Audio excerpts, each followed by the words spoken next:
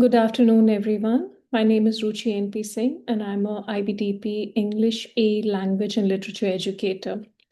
In this session today, I'll be talking about how we look at analysis and writing in the IB structure. Just to give you a little context of myself, I've been teaching for over 18 years now. I have a master's degree, I have a B.Ed, and I have 2 certifications as an IB teacher. I'm also an author of a paper one textbook that was published by Zubru Publishers, and I've created an online course for NAIL IB. Currently, I'm in one of the GEM schools in Dubai. I'm very happy to take you all on this brief journey of analysis in the IB. Now, I'm going to take an example of a paper to help you all understand this. In the IB, we have one assessment, which is a paper one, in which you can get any text type. I've taken an example of a recent opinion column that was published on The Guardian, which says, as a business founder and as a man, I regret the decades I spent confined by masculinity. Now, when you look at a paper like this, at an opinion column, and your guiding question says, how does the writer use narrative voice to make his argument about masculinity more persuasive?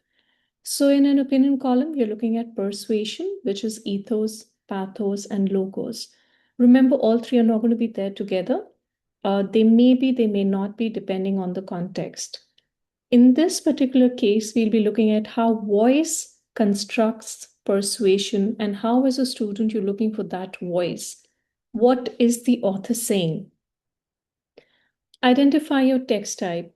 It's an opinion column. The source is The Guardian. The topic here is masculinity and gender equality.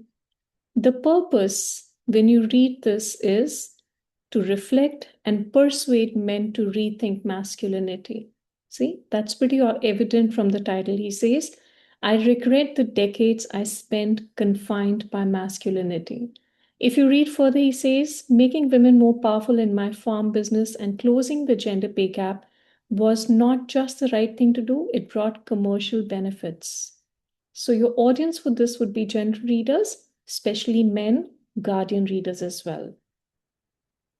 The tone here appears to be reflective, regretful, and persuasive.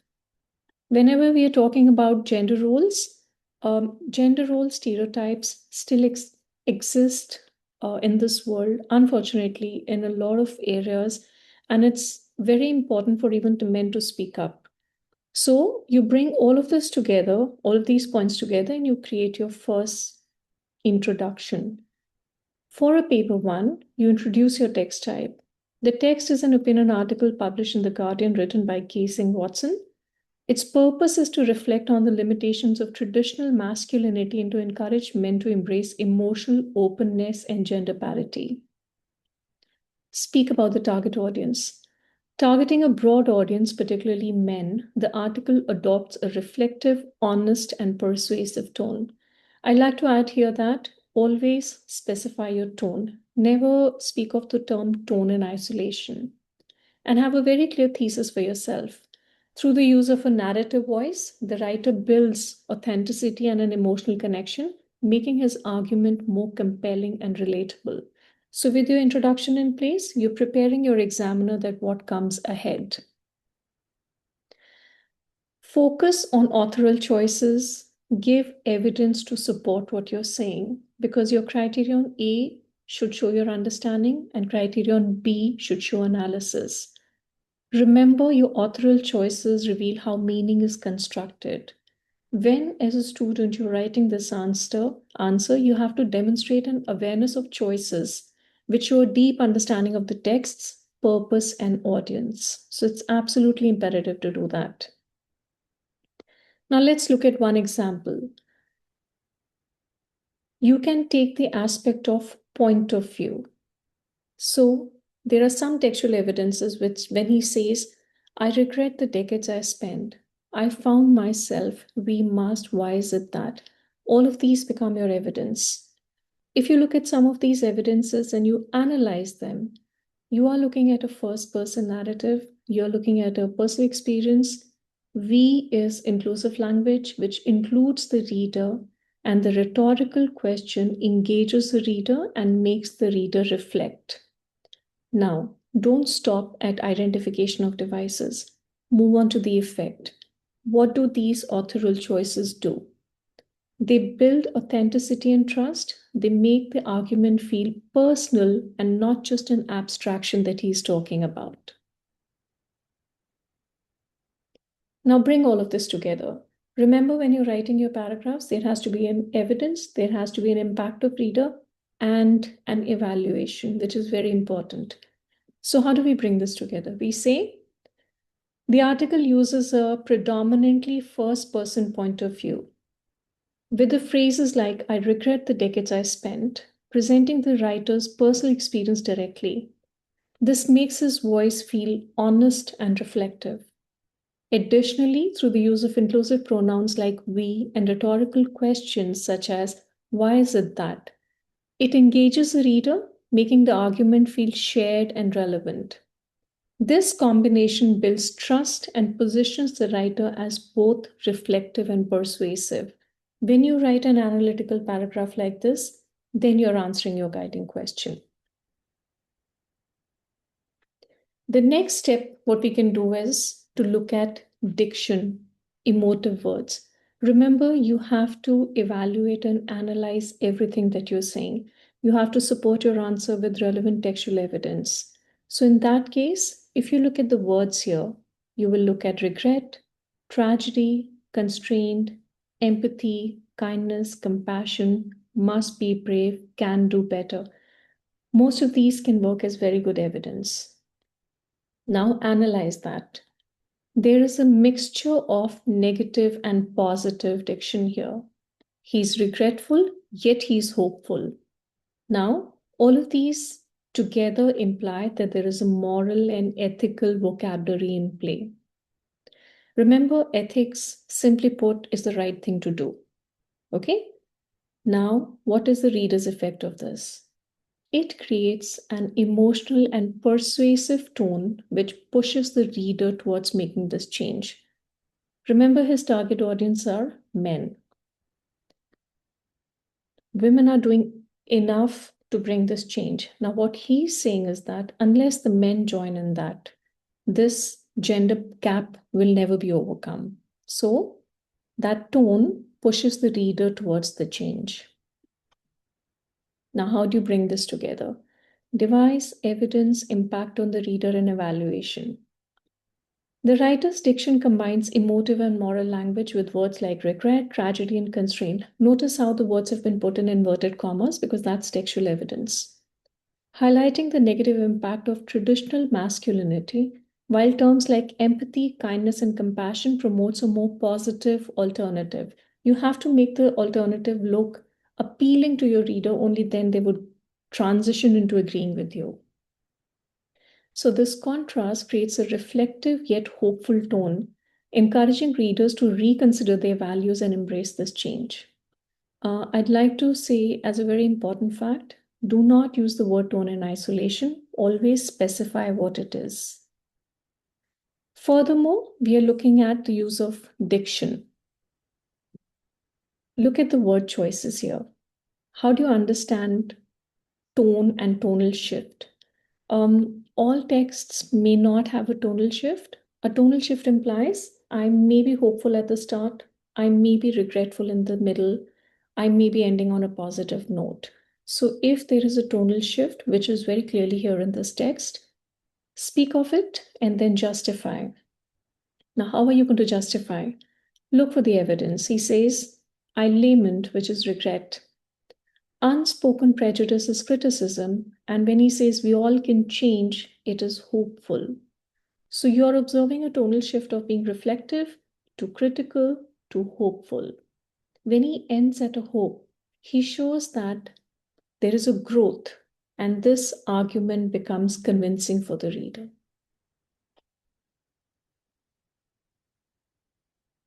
Now let's bring this together and write it down. The tone of the article shifts from reflective and regretful to critical and ultimately hopeful. While the writer initially expresses regret for his past attitudes, he also critiques societal norms and unspoken prejudice. However, the tone becomes optimistic with statements like, "We all can change," suggesting that progress is possible. This progress reinforces the persuasive message that change is both necessary and achievable. So, we are looking at device, evidence, evaluation, and impact on the reader. Very important. Then he uses a personal anecdote. Now, anecdotes are if I'm sharing the story of my life or my personal experiences with my audience. Now, when a writer does that, he or she establishes a personal connect with the audience. They appear to be more real, they appear to be more human. We are not looking at somebody who's set in stone and talking about something and you would not understand what that is. So when he gives these anecdotes, he says, "On International Women's Day this year, I found myself. My own farm has been happier, more productive, and more profitable." Of course, we are looking at repetition as well there. When he uses this real life person stories, it shows the change that he's talking about. You're looking at a lived experience. He's transitioning from an argument. He's talking about an abstract idea of gender parity. And when he says that my farm is more profitable, he's giving you a concrete evidence of that. Okay. So when we transition from abstraction to concrete examples, it makes the argument effective. It's not just an opinion. Okay. Now let's see how we put that in a paragraph. The opinion article incorporates personal anecdotes to ground its argument in lived experience and demonstrate the tangible impact of changing attitudes towards masculinity. For instance, he recounts, "On International Women's Day this year, I found myself in Selfridges listening to my wife," which situates his reflection within a specific real life moment and signals the beginning of his introspection. This personal account is further reinforced through his professional experience as he explains that my own farm has been happier, more productive, more profitable since I put our best picker in charge, illustrating how embracing female leadership led to a measurable improvement. Additionally, his admission that the change started with me highlights a sense of personal responsibility and growth. So these anecdotes collectively move the argument beyond an abstract opinion, showing change in action and making the message more concrete and credible. And as a result, the readers are more likely to trust his perspective and see the practical benefits of redefining traditional masculinity. And of course, the overall persuasiveness of the text is affected by this. So, when we are writing a paper, especially which is focused on the narrative voice, look for these evidences and try and figure out who is the speaker. How is he or she is building their credibility? Now, he is doing it by being honest, by showing self awareness, which makes him relatable and trustworthy. So, his persona is that of a reflective and self aware older man who openly acknowledges his past limitations while advocating for change. And then we give evidence for this. So, it's the similar manner in which we write a sort of evaluative paragraph. Now, whenever you're looking at a narrative voice question, look for the voice of that character. Look for the key elements that construct the voice of a character, which could be the point of view, which show their perspective and relationship with the reader, which could be diction, which reflects the attitude and emotional impact, the tone, which conveys the writer's stance, anecdotes, which make the arguments a lived experience, so thus they're more believable, and the persona of the person, which results in making these characters more credible and relatable. So these are the evaluative aspects we look at when we are writing this answer. Now, a strong answer should have authorial choices, evidence, effect, and purpose throughout your text. Okay. Look for the language, look for the imagery, look for the imagination that he's using. It's awe-inspiring. He's encouraging visitors to, another example was to do this. So this is how we bring our evidences together. Now I'm quickly going to shift on to paper two. A paper two, on the other hand, is a comparative assessment that we do on two literary texts of our choice. You will get 4 questions like this, which are broad. They are not text specific. And the text that you want to choose for this assessment is again your choice. So, how I like to present this paper is I tell my students that you have more agency in this paper because you're more in control. In paper one, you don't know what's going to come. But in paper two, you know the two texts that you are choosing to write your answers on. So in IB, the children have the freedom to pick the two texts they want to use for their paper two. It's up to them, whatever they want to choose. Now, let's look at some of these questions. Compare how resilience is explored in the two works that you've studied. The use of symbolism enriches the reader's understanding of a work. Discuss the statement with reference of the two works that you've studied. Compare how authors develop complex characters to reflect societal values in the two works that you've studied. And in what ways do the two works you've studied reflect social, political concerns of their time? None of these questions are text specific. The students are expected to pick one prompt and answer. Now, when you're looking at a paper two criterion B, which is analysis and evaluation, I would really recommend that you look for analysis. Look for the authorial craft that has gone into that text and how it shapes meaning for the reader. Evaluate how are you going to use all of these authorial choices and what is the impact of it, and then compare. Okay, so effect, authorial intention are very important. Now, what is an authorial craft? What do we mean when we say that the author is using his or her craft to write something? That is language, technique, style, and broader authorial choices. And like I said, it's a pre-prepared paper. So as a student, you have a lot of time to sit and prepare for this paper. You're clearly not caught off guard, or it's not a surprise assessment that's coming your way. Now, when we are looking at the use of language, what are they? I really suggest that the students should have a plan like this for themselves. What is the authorial craft used in your text? Okay. I help and encourage my students to have something like this for themselves. So if you look at this carefully, you will see language devices, diction, syntax, imagery, metaphor, simile, personification, alliteration, and so on. Techniques, style used by the author, and broader authorial choices. So from metaphors to juxtaposition to perspective to genre, use of time, intertextuality, whatever is relevant to your texts, you must have a list of these like this. And I'm just going to make an additional point here. It's imperative for an IB student to know their stylistic devices. Okay, it's not just identification; it is also you have to show your understanding to your examiner that how are these devices helping me to convey the purpose of the author. It applies to paper one. It applies to paper two both. Okay. Now, when you're looking at all of these prompts, I would like to say that your prompts can fall into 4 general categories, and I'm not promising that they'll always be like this, but it's a broader idea that we are addressing.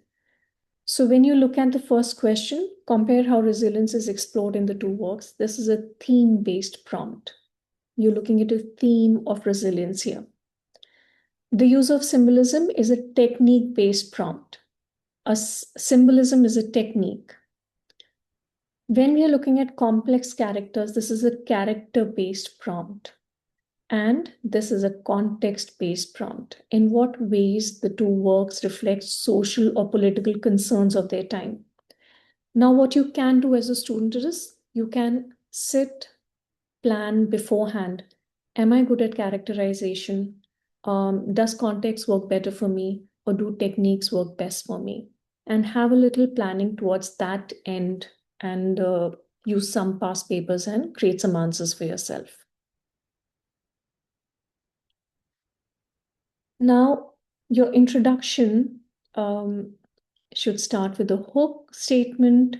It should be introducing the text to the examiner, name of the text, genre, context. Show a comparative statement. This is how my texts are similar. Show a contrast statement. This is how my texts differ from each other. And then have a very clear thesis statement. It's absolutely imperative to have a good thesis statement. And remember, your thesis statement has that value that all your answers, every body paragraph will loop back to your thesis statement. So there's a hook, context, it has to have comparison, it's a comparative assessment, and your thesis should answer the question. So pick the keywords from your question and they should reflect in your thesis statement. Okay? Your thesis is nothing but an answer to the argument that you're making in the question. It works because your hook interprets the idea of the prompt very quickly. It connects the key ideas of the works and it contextualizes the key ideas in your texts. It's a compare and contrast paper, so focus on similarities and differences both. The most common error that's made by children is that they write the similarities and they ignore the differences. We cannot do that. A lot of schools, what they do is they'll have two paragraphs of similarities and two of difference. And a lot of schools also do two paragraphs of similarity and one of difference. So whatever works, howsoever your teacher is guiding you to write, please follow that. Now, body paragraph. In a body paragraph, have a topic sentence. Take an example which describes the detail from the work. Give evidence. Make a point, give an evidence. Now, whenever children are planning and I tell them to pick the evidence from the text, I tell them that your evidence should have a potential of stylistic devices because you have to show the authorial choices and you have to evaluate them. So pick the evidence which may have, for example, a metaphor, personification, paradox, whatever you want to use according to your text. So topic sentence, make a point, give an example, show the effect and evaluate it. This is how you write your body paragraphs. Give the effect. Now, the effect is not just describing what you're writing. Use signposting. It highlights, emphasizes, reveals, illustrating, symbolizing, reflecting, evoking. All of this language is very important, and this also contributes to your criterion C. Give at least two examples from each text. So you have one comparative paragraph with two textual evidences from each. Here is a brief structure. Text one, give examples, analyze, transition, evaluate, and then move on to the next body paragraph. That's it. I hope this helps everyone, and I hope I've been able to give some clarity to the structure for both paper one and paper two. Yes, ma'am. Thank you, Ms. Ruchi. Thank you so much. Wonderful session, ma'am. Very informative. I wish, I have studied literature and I had a teacher like you. Very cool and I loved your voice, the way you're explaining and everything. So my questions, I have a couple of questions from my end, ma'am. So what common mistakes do students make them when analyzing narrative voice, ma'am? So I think the most common mistake is they fail to identify what is what does this voice represent. Okay, so in this particular paper, we are looking at an old man. He's a farmer, and then people who are a bit older, they're set in their ways and their thought processes, and yet he shows a change. So while he's addressing what he did not do earlier, and now he says it's time for us to change, uh, the narrative voice of the text always reflects thought processes, global issues, stereotypes, biases, all of that. And that can be identified only through textual evidence. So, what children might do is they might look at a broad idea that we're looking at, oh, we're looking at gender stereotyping, or maybe here's a person who's just giving an opportunity to women to work at his farm. Go beyond it, look at the larger issues.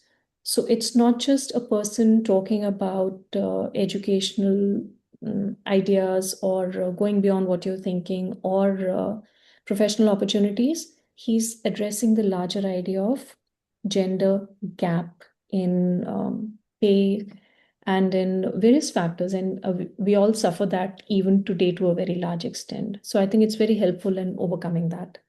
Mhm.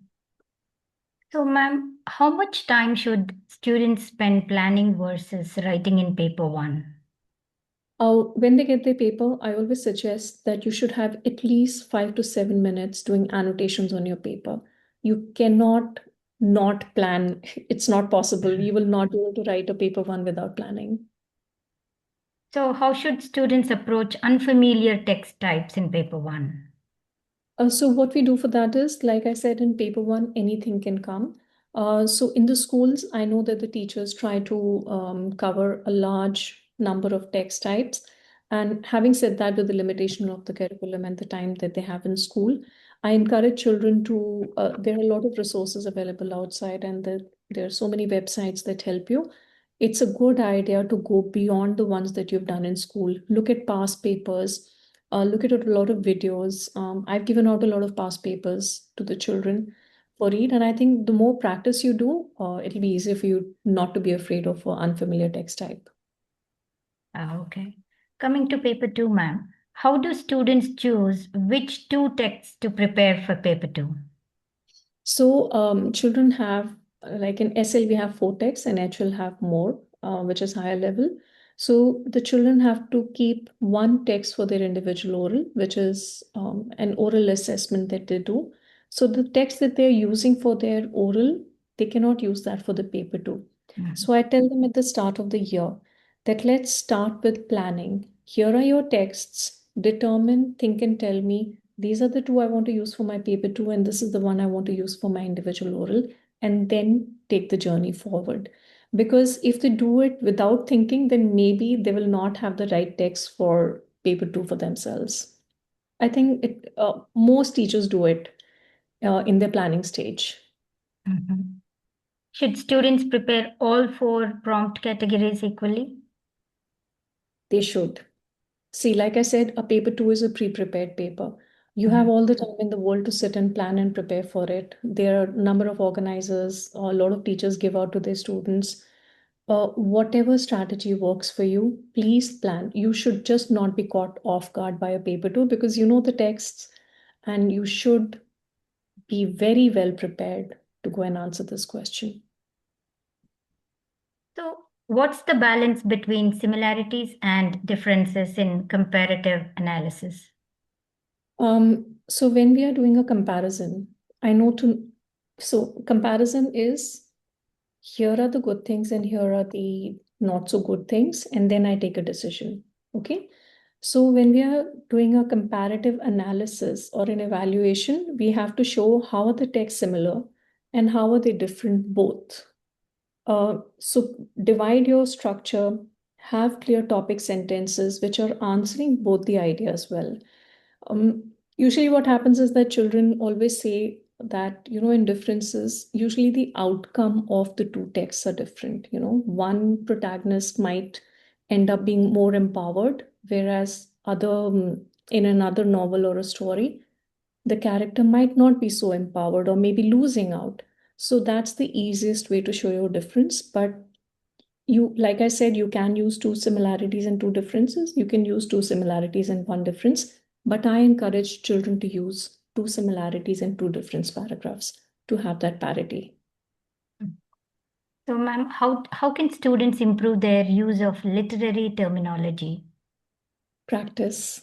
The more Great, ma'am. practice they do, that's the only answer to this. And regular practice. They may feel that they know what a paradox is, but if they start thinking from the perspective of reader's effect, how do I feel when I'm looking at this?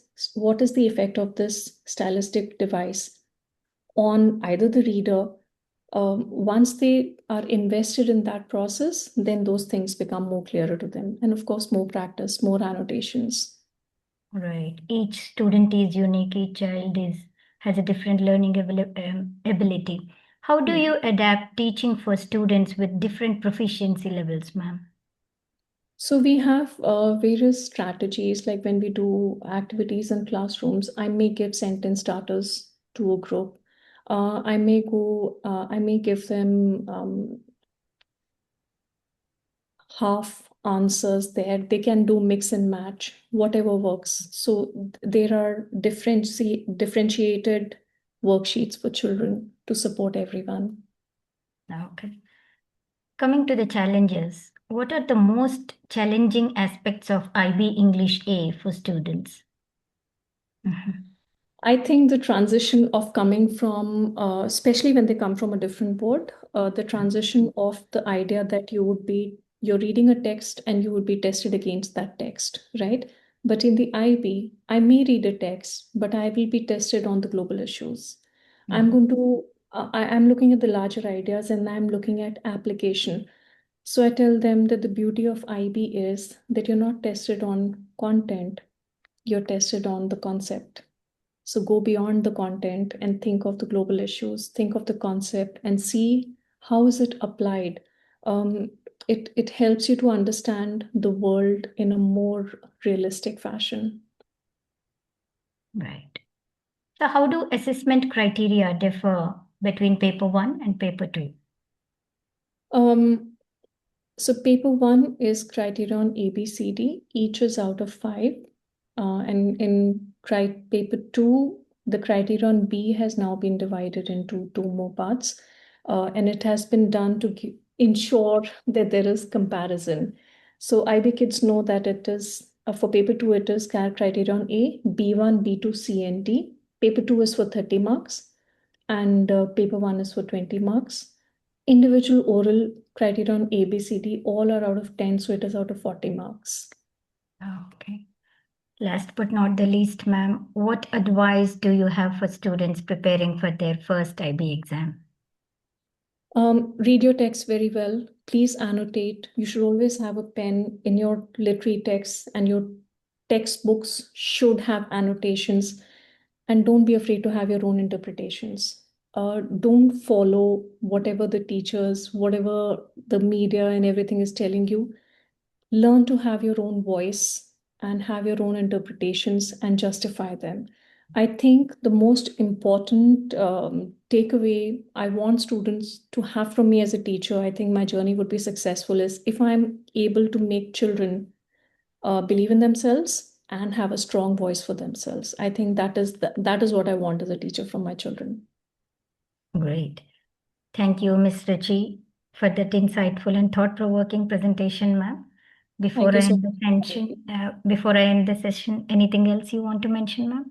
And I'm very thankful to give me this opportunity to share my thoughts with you. Thank you very much. It's an honor to have you on our platform, ma'am. I'll end the session now. Thank you.